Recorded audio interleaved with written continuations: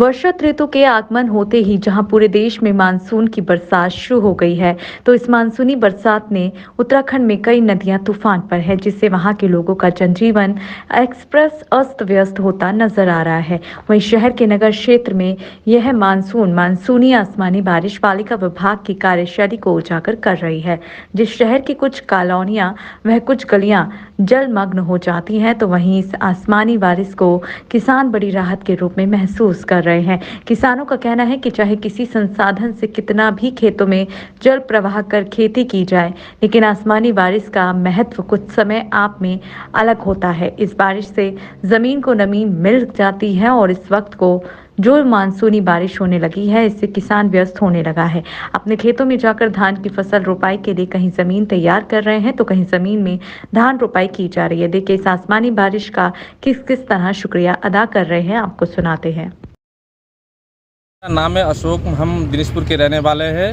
हम वहाँ से आए यहाँ धान लगाने के लिए, तो यहाँ पे आके धान लगा रहा हूँ तो इतना गर्मी है कि गर्मी में पसीना पसीना हो रहा है और ऐसा धूप पड़ रहा है कि धान लगा नहीं पा रहा हूँ।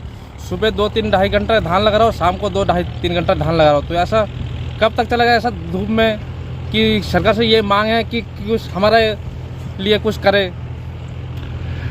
ये कलियावाला गाँव है और प्रेमचंद सिंह जी उनके धान लगा रहे हैं।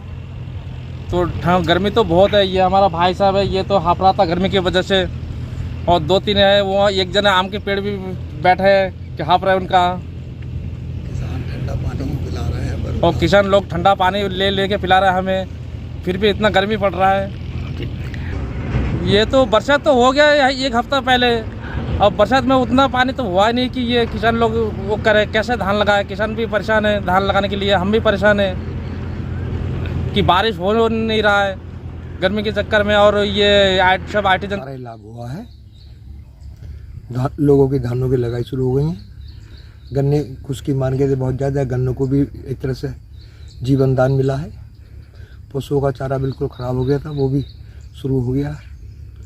और एक मोटी बात बताऊँ, लोग क्या कह रहे हैं, आसमान का वर्षा माँ का परसा, यही फलीभूत होता है।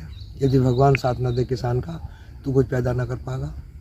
ये तो भगवान की बड़ी असीम कृपा हुई है जो ये बरसात हुई है, और सब लोग काम धंधे में लग गए अपने। तो अच्छा महसूस कर रहे हैं, सब अपने काम धंधे में लग गए हैं। अब धानों की लगाई स्टार्ट हो गई है।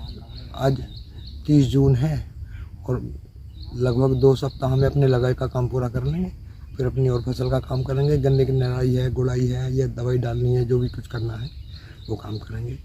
ये तो किसान के लिए बहुत ही ईश्वर की बहुत बड़ी कृपा हुई है।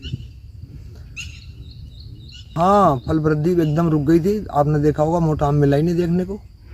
इसमें जो बागान वाले किसान थे उन्हें बहुत बड़ी हानि थी।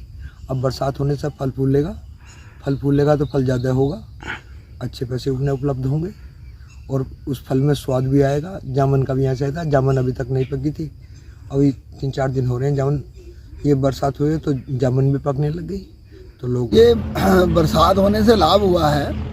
इस बरसात होने से ये फायदा हुआ कि जो अभी धान की रुपाई नहीं चालू हुई थी, तो एकदम अब इस टाइम रुपाई चालू हो गई है। जो सभी किसान अपना रुपाई में लगे हुए हैं और इसमें फायदा ही है हुआ, नुकसान तो इसमें बरसात का है नहीं।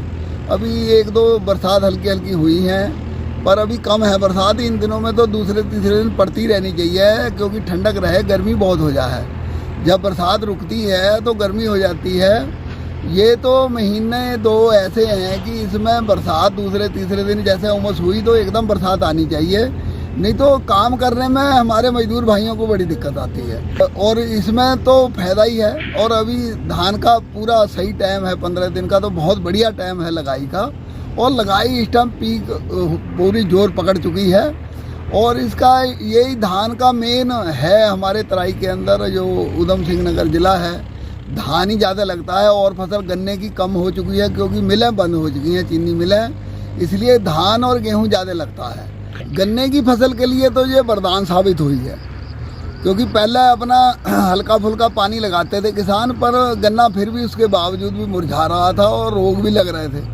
अब इस टाइम गन्ने के तो बहुत बढ़िया हो गया गन्ने के लिए। और आम की फसल, जो आम अब के ज़्यादा मोटा नहीं हो पाया गर्मी पड़ने की वजह से, क्योंकि बरसात पहली बरसात अभी 2-4 दिन पहले हुई है, अभी हफ्ता एक पहले, तो उस टाइम पे जो शुरू में नहीं पड़ी तो आम ज़्यादा फूला नहीं, आम का साइज जो है छोटा रह गया।